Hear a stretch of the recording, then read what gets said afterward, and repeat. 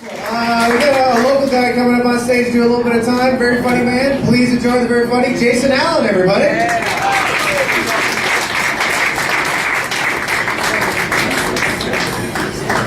Keep it going for Christoph, everybody.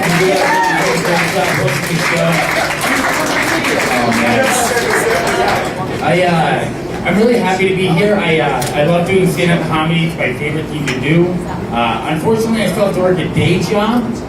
I don't really care about my job, so I don't really let them know personal things about me. Like, I don't let them know that I do stand-up comedy. And sometimes, like Christoph, I host comedy shows. I have a list with everybody's name on it, so I have the order. And when I was hosting this show, at the end of the night, I shove the list in my pocket, I go home, I go to sleep. The next day, I put on the same pair of pants and I go into work. While I'm at work, I pull my phone out of my pocket, and the list falls out of my pocket. Now, when you look like me and a list of people's first and last names falls into your pocket,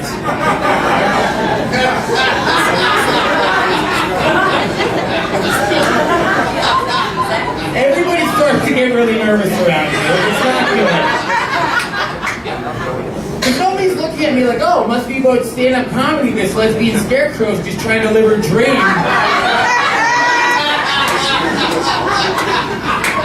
Like, everybody's just looking at me like, oh, this guy's just working here so he can save up for that wood chipper.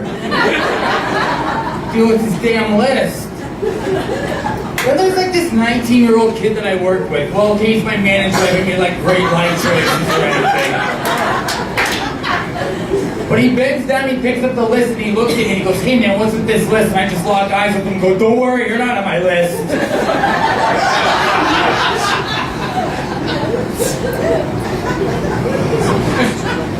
I'm sure you guys have already noticed I've got diabetes.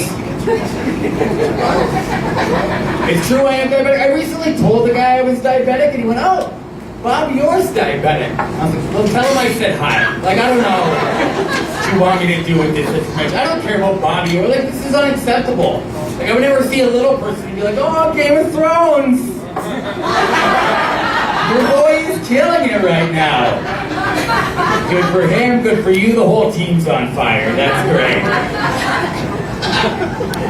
As a diabetic too, I gotta take insulin injections in my stomach, and the thing is, I do it everywhere. Like, if it's my problem, it's your problem now too. I don't care at all, right? And one day I was out on the street, harpooning myself in the stomach, as I do. And this guy saw me do it, and he's like, hey, what's going on here? And I was like, relax, dude, it's not drugs. Nobody shoots hard drugs in their stomach. And he goes, oh, well, it could be steroids. Could it? Could it be steroids? Unless hacky sack becomes an Olympic sport. I'm probably not juicing.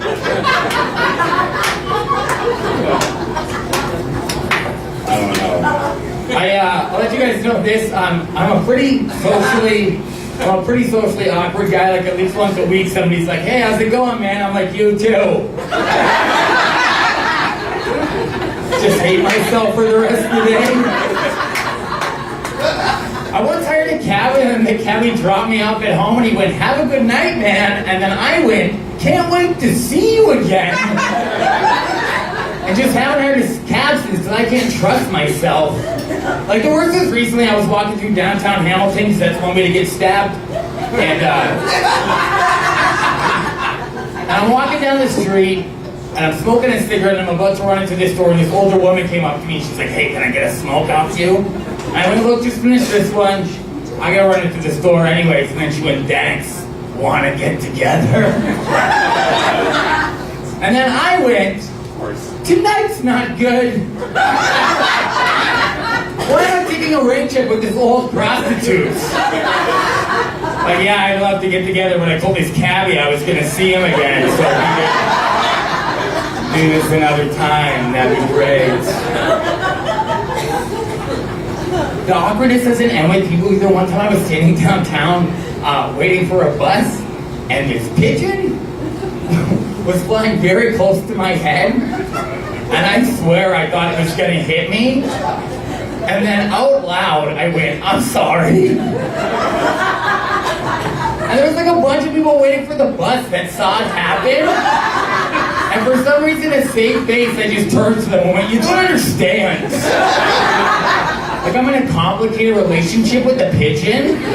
I really like anybody who's standing behind me is just thinking, why is that lady letting herself get bullied by that pigeon?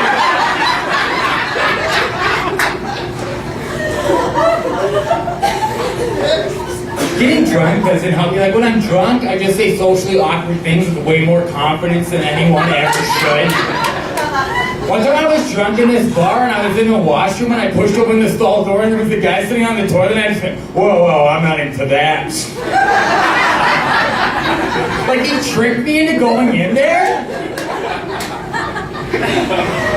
Oh, no. I actually have a serious girlfriend. We've been together like 5 years, and I'm very lucky to have my girlfriend. She's always been super great at putting up with my social awkwardness. This is really embarrassing, but the first time I went on a date with my girlfriend, I wanted to kiss her, but I was nervous. So I asked her if it would be okay if I could kiss her. And she said yes, and I was still nervous, so I went, well, that's good to know. Can't wait to see you again. Alright guys, I gotta get out of here, but I just want to share one more personal thing with you guys before I leave. Just hang in there with me on this. I want to start by saying I love living here in Canada, and I love my family. But I was actually born in the United States, and I don't have a relationship with my blood father. You know, you just want to be with the United States. It's okay.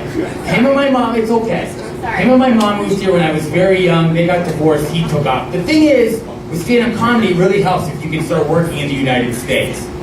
So I added my blood father to Facebook and I messaged him. I said, hey man, I'm not mad at you. I don't want any money. I just need help getting dual citizenship so I can start doing comedy in the United States. And after years from not hearing from him, he messaged me back and went, what do you think, you're going to be some big comedian or something? And I was really upset, and I messaged you back. I was like, hey man, I haven't heard from you in all this time. That's all you have to say to me? And he messaged me back and went, pretty sure you're not even my son. Your mom had an affair years ago with some diabetic guy. I don't really have an ending for this joke yet. But I'm pretty sure my dad's Bobby Orr. I'm Jason Allen. You guys are great, man. You're going to love the rest of the show. Thank you so much for having me up here. What's up? It's here for Jason